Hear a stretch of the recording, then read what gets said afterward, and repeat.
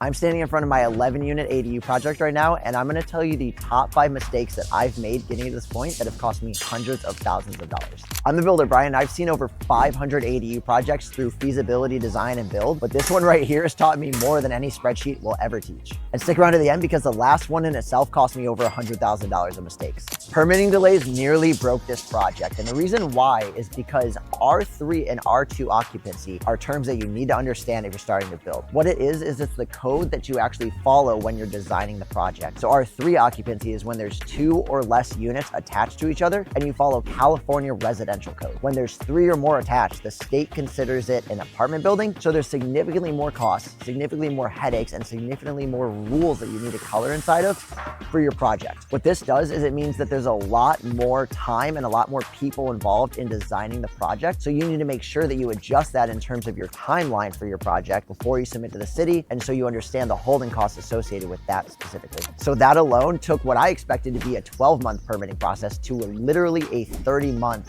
permitting process. I didn't understand that you actually have to have the money in your bank account before you start the construction or renovation because the bank reimburses you for it. What that means is that you have a specific amount of money that is dedicated to the construction or the renovation of a project that a lender will give you. However, it is reimbursable, which means you have to complete the work first and then they will reimburse you for those costs. So making sure that you have enough money considered float for your project is very, very important. Generally, you need like 10 to 30% of the total construction cost, depending on the size of the project, to make sure that you can get to the point in the project you can get reimbursed, so you're not worried about cash flow the whole time and getting the draws as quick as possible. Trying to scale too quickly led me to having to fire sell 2 properties that I own. What happened was we bought 3 properties at the same time, and we were managing 13 renovations all at the same time. So what happened was learning about the draws and learning about the different holding costs associated with the projects. We were burning so much cash, and we didn't have enough cash to do the renovations well. So what happened was we just started doing some shoddy work on the renovations and we didn't have enough cash flow to get to the end of it. So ensuring that you understand the actual cash flows and the holding costs associated with a project and making sure that you have that in the bank account is going to prevent you from doing shoddy work, which is going to prevent you from having a poor product at the end of the day.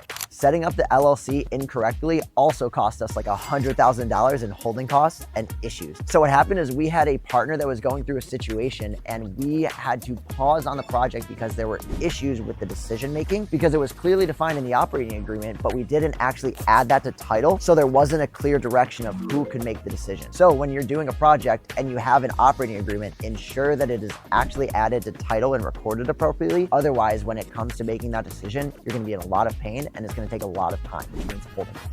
Not understanding inclusionary affordable housing was incredibly important to our project and cost us $100,000 in itself. So inclusionary affordable housing is a law that's set aside when you're building 10 or more units, and ADUs are included in this. You have to set aside about 10% for affordable housing to low or very low income. So what happens with that is it now affects your P&L because it costs the same to build, but it now rents out for significantly lower on your project. So when you're doing that, you need to make sure that if you're gonna build more than 10, that it actually makes sense for the project, because at this point, I probably would have just built 9 and fell underneath that and not had to pay the fees or have the affordable house to it. As you can tell, there's a lot of learning lessons in development, but the way we're offsetting some of those is by reducing construction costs. So if you want to figure out how to do that on your next project, check out this video here where there's 7 different ways that we cut costs.